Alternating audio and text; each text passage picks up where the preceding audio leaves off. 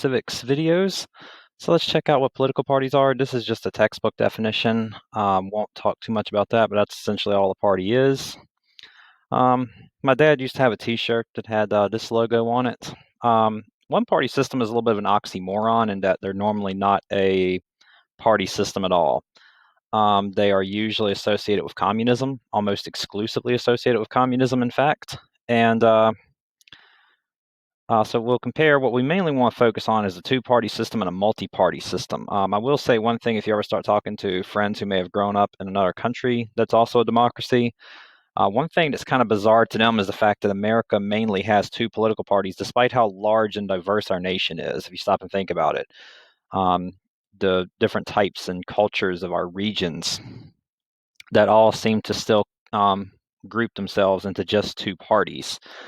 The Electoral College is part of that, honestly, due to the way a majority has to work. So it kind of throws it so that you really can only have two parties where one wins a majority without screwing up our constitutional system for electing presidents, for example. So let's talk about the two parties. The short version is generally the Democrats prefer economic and business regulations while leaving you to be more free yourself. While Republicans are kind of the opposite of that. And so what we mean by that, the party that's generally talking about let's regulate Wall Street, let's tax businesses more. That is generally the party that's generally something you're going to hear from a Democrat. They're also more likely to say, for instance, we need to do things to regulate the environment. For right now, the party you hear talking about a Green New Deal as I record this is Democrats, with no Republican support that I'm aware of. There are also ones more likely saying we need to make Wall Street regulations on trade, regulate business. Now, they also are the party that generally says you should have more freedom for yourself, while you would generally see the Republicans saying we need to regulate morality a little bit more. So it was the Democrats. It's a little bit dated at this point, I suppose, considering that as I record this, same-sex marriage has been legal in the United States for 5 years by the Supreme Court. So, but it was Democrats, by and large, who were supporting this before the Supreme Court said anything. Of the legislatures and governors that have signed off on legalizing marijuana, at least for recreational use, they are pretty much exclusively Democrats. The Democrats are the pro-choice party in regards to abortion. Now, of course, you can always say that you can find memes. I tried to find some to throw on here to go with these, but about how each party kind of has its own little oxymoron. So the Democrats are all for individual freedom unless it's your individual freedom to own a gun, for instance. They generally are more loose with the Constitution. There's a clause at the end that we looked at a long time ago, Article 1, Section 8, the last clause is this necessary and proper peace. Democrats are generally the party more likely to expand government influence. As I record this in an empty classroom, if you can see my camera there, I record this in an empty classroom because you're not allowed in due to coronavirus. Democrats are the ones saying we need a more national response. It's within the Constitution to allow, say, one state to even stop commerce from another. New York has looked at that and actually is currently limiting travel into their state from others. Democrats are the ones saying we need a national mask mandate. Maybe we even need a national shutdown if that's necessary. Republicans are saying that's unnecessary, in part because they're saying it's unconstitutional. I'll try to equally offend everyone with the memes on the slides as well. Democrats, now in America, no one ever gets elected saying they're going to raise taxes. I've heard Joe Biden say that a couple of times in regards to people over, I think, $400,000 a year as I record this. But they'll usually say something like, make the rich pay their fair share. You'll never hear anyone in America get elected by saying they're going to raise taxes on common people. There is different beliefs from Democrats to Republicans in terms of how economic growth is. Reagan believed in a trickle-down economics approach, where if the rich had more money, they would invest it in their business, they would hire more people. He said something along the lines of the best social program is a job. Democrats believe that middle-class spending is actually what stimulates business and encourages more hiring. And if you lose that middle class, you're going to lose your economy. No party, for instance, is going to say we're opposed to education, but Democrats are more likely to say we want to see a good, strong public education system, whereas Republicans are more likely to say we want a charter school system. They may favor school choice. Generally in America, it's more Republicans who are homeschooling their children right now. So in the Republican mindset, we'll see more school choice. Democrats have, for 120 years, been the party saying as well that we need to have more global interconnectedness. This goes back to the initial treaty of ending World War I, when the Democrats wanted America to join the League of Nations, and the Republicans opposed it. Democrats have been the ones signing the Trans-Pacific Partnership or pushing us in that direction. Right now, we see Trump opposing this.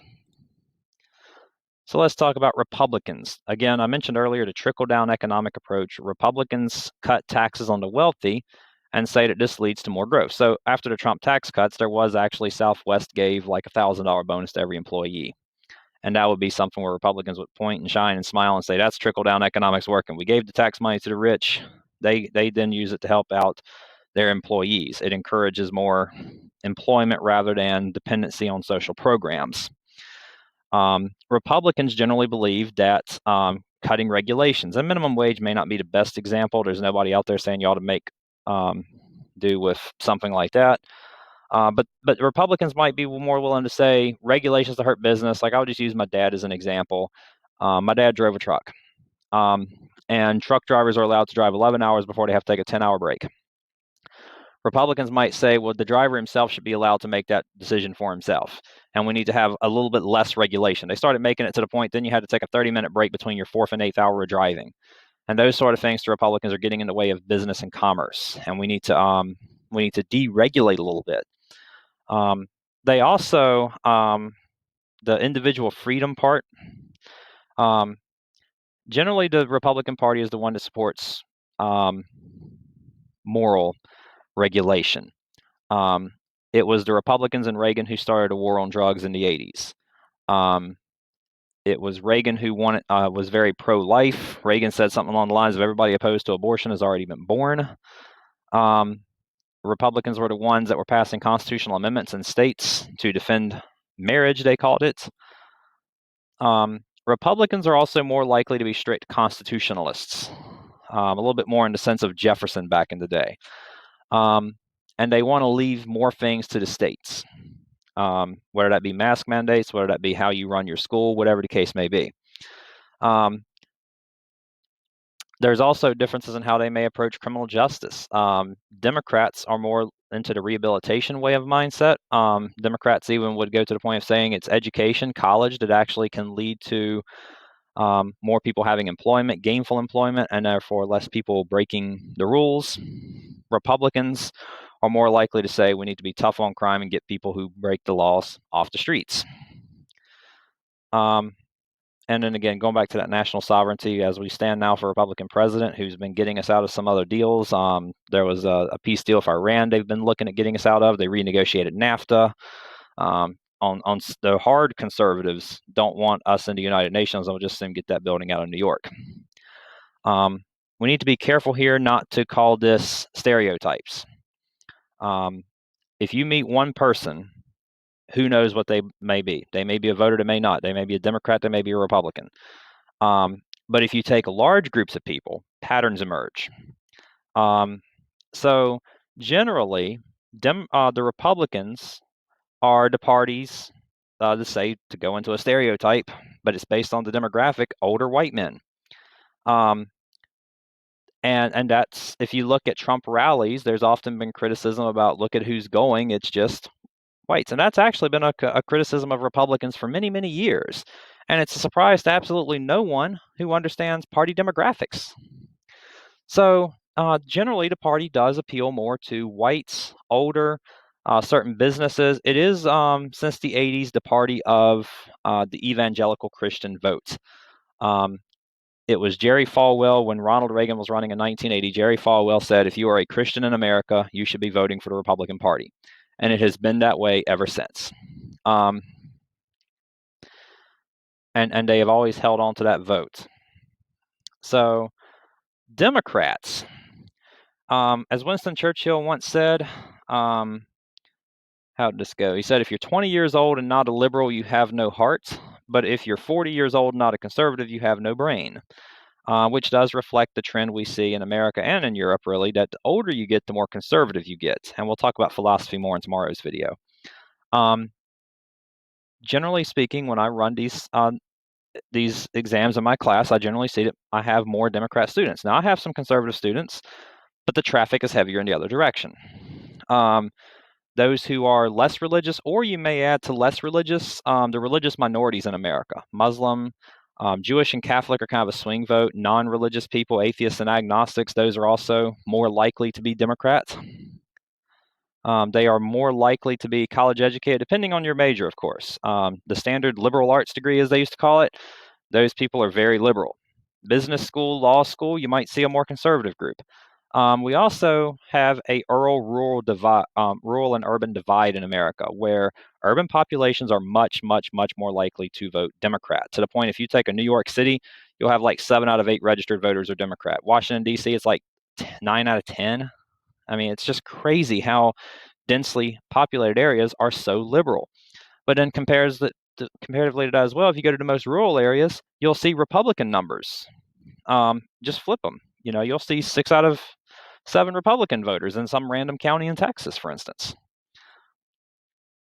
We do have a lack of choice in our system. I mean, I know there's plenty of people who don't like Biden or Trump, and yet we don't really have our viable alternative choice who has an opportunity to win an election.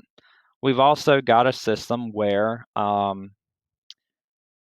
it is one that George Washington warned us against, the danger of factions, as they called them. So, but we went against that anyway. One thing is, though, it does give us consistency in government. I mean, we pretty well knew if we vote for Democrats, then Nancy Pelosi, Chuck Schumer are going to be the leaders of Congress. We also know Mitch McConnell is going to be the leader of the Republicans for a time to come. If not him, we have consistent people in office whom we know will be there, consistent leaders of each party. The disadvantages usually point to old Hitler, and that's what happens when you have a multi-party system. Some unknown can bust through the doors, win really a minority of the vote, but still be a plurality of the vote, and pull off a upset. Usually when you have multi-party systems, you have to form coalitions to get things done. So a few parties might get together and say, okay, we don't agree on everything, but we agree on this thing, let's get it done. And then once your coalition falls apart, some countries you'll even see they'll have to call for a new election because the coalition ended. Sometimes it's just a coalition to get one thing done and then they move on. The one-party system, again, we already talked about this. It's kind of a joke. It's a little bit of an oxymoron. Doesn't really exist. And that's it. We'll call that